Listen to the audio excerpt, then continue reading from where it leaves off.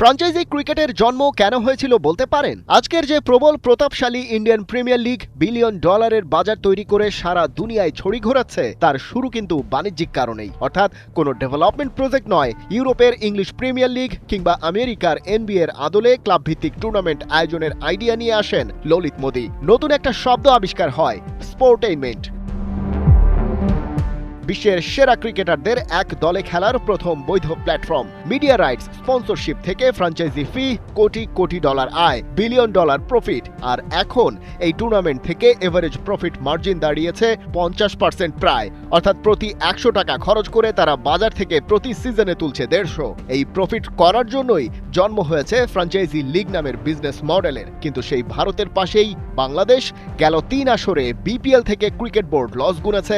কথাটা বলছেন খোদ বিসিবি সভাপতি। আমি বারে বারে বলেছি যে আমি বিপিএল এভাবে করে করব না, আমি কয়েকবারই বলেছি।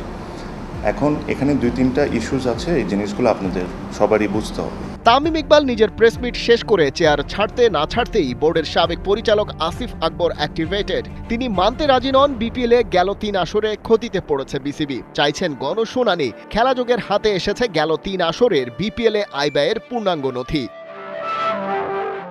সেখানে দেখা যাচ্ছে 10ম আসরে বিপিএল থেকে মোট আয় ছিল 44.03 কোটি টাকা এবং খরচ ছিল 50.5 কোটি টাকা, লোকসান 6.55 কোটি টাকা। বিপিএল এর 11তম আসরে মোট আয় বেড়ে হয় 56 কোটি 88 লাখ টাকার বেশি, কিন্তু খরচও বেড়ে দাঁড়ায় 70 কোটি 95 লাখ টাকায়। ঘাটতি বা লোকসান হয় 14 কোটি 6 লাখ টাকার কিছু বেশি। বিপিএল এর দ্বাদশ আসরের হিসেবে অবস্থা আরও ভয়াবহ।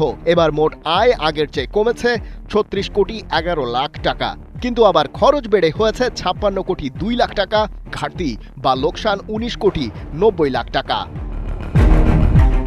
দ্বাদশ আসরের আয় আগেরটির চেয়ে প্রায় 20 কোটি 77 লাখ টাকা কমে যাওয়ায় ঘাটতির পরিমাণ গিয়ে ঠেকে প্রায় 20 কোটিতে। ক্ষতির হিসেবগুলো পাশাপাশি দাঁড় করালে দেখা যায় বিপিএল আয়োজন করে বোর্ডের লস বেড়েছে আশঙ্কাজনক হারে, অথচ ফ্র্যাঞ্চাইজি লিগ আইডিয়ার জন্মই হয়েছে সেখান থেকে হওয়া প্রফিট দিয়ে ক্রিকেটের অবকাঠামো উন্নয়ন করা। বিসিবির ক্ষেত্রে সেই প্রফিট তো হয়নি, বরং প্রতি সিজনে বড় অঙ্কের ক্ষতির কারণে টাকা গুনতে হয়েছে ফান্ড থেকে। এমনকি যে টিকিট বিক্রি নিয়ে গর্বে বুক ফুলিয়েছে আগের কমিটি, সেই আয়ও লাস্ট সিজনে কমে গেছে।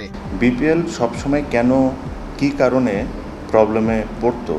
এভাবে লিগ চালিয়ে লস গোনার চেয়ে তেমন কিছু না হওয়াই তো বেটার। যুক্তিটা সিম্পল, যে দোকান আপনাকে লাভের বদলে লোকসান এনে দেয়, প্রতি হাল খাতায় আপনার সেভিংস থেকে টাকা ঢালতে হয়, সেটার পেছনে ওই দোকান আপনি কেন চালাবেন? পাশাপাশি গেল 3 আসরে খেলার মান নিয়ে প্রশ্ন, প্লেয়ারদের পাওনা নিয়ে 9-6, ফ্র্যাঞ্চাইজি ফি, ব্যাংক গ্যারান্টি ইত্যাদির অনিয়ম তো ছিলই। তামিম ইকবাল বলছেন এর সব সমাধান করে তবেই ফিরবে বিপিএল এর নেক্সট এডিশন।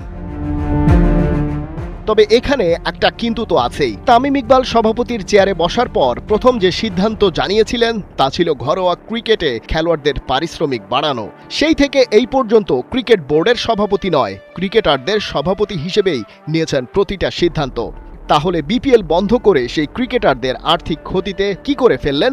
এই প্রসঙ্গে খেলাযোগের কথা হয়েছে একাধিক সিনিয়র ক্রিকেটারের সাথে। তারা বলছেন ক্রিকেটারদের সেই আর্থিক ক্ষতি পুষিয়ে দিতে তামিমের নিশ্চয়ই একটা প্ল্যান বি আছে, আর সেটা সময় হলেই আসবে সবার সামনে। হতে পারে আলাদা কোনো টুর্নামেন্ট কিংবা আরও ভালো কিছু। তামিমে বিশ্বাস আছে মাঠের 22 গজ থেকে উঠে আসা ক্রিকেটারদের প্রেসিডেন্ট হতাশ করবেন না।